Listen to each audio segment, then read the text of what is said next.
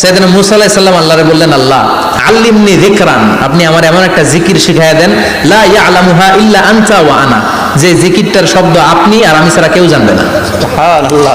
দুনিয়াতে যত অদ্ভুত অদ্ভুত প্রশ্ন না, বিভিন্ন বিষয়ে আল্লাহরে প্রশ্ন করতেন। আল্লাহরে বললেন, আল্লাহ আল্লিমনি কালিমাতান আল্লিমনি যিকরান লা ইয়ালামুহা ইল্লা আনতা ওয়া আনা, ও আল্লাহ এমন একটা জিকির আমার শিখান, দিনে রাতে সব সময় এই জিকির আমি করব, আপনারে ডাকবো, কিন্তু শর্ত হলো এই জিকিরটা জানবে শুধু আপনি আর জানবো শুধু আমি, কেউ জানবে না।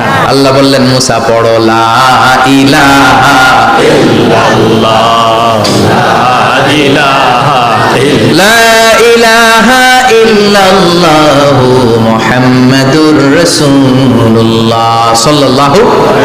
আল্লাহ বললেন, মুসা পড়ো লা ইলাহা ইল্লাল্লাহ। মুসা আলাইহিস সালাম কয়, মাবুদ এটা তো জাতীয় জিকির, সবাই জানে। জানে না, জানে না লা ইলাহা ইল্লাল্লাহ এমন কেউ আছে? কথা কন, জানেন না আপনারা? কথা বলেন, জানেন না? মুসা আলাইহিস সালাম বললেন, আল্লাহ এটা জাতীয় জিকির কইলেন কেন? আমি তো চাইছি এক্সট্রা অর্ডিনারি, অসাধারণ একটা জিকির, সুপারক্যালিফ্রাজিলিস্টিক এক্সপিয়ালিডোসাস, এক্সেলেন্ট একটা জিকির, আনপ্যারালাল, কারো কাছে নাই, শুধু আমি জানবো আর আমি পড়বো।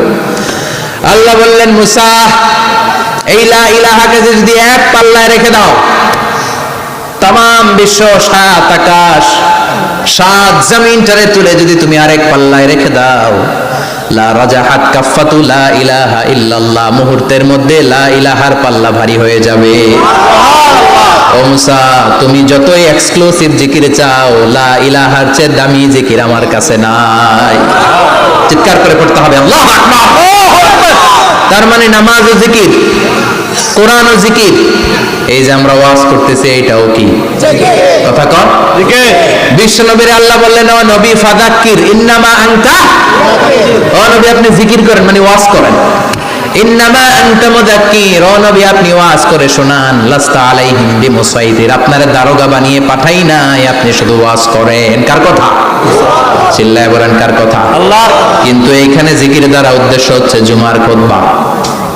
ফাসআউ ইলা যিকরিল্লাহ, আল্লাহর জিকিরের দিকে ধাবিত হও। এই জিকির দ্বারা উদ্দেশ্য হলো জুমার খুতবা। তার মানে জুমার খুতবা যে খতিব সাহেবরা দেন,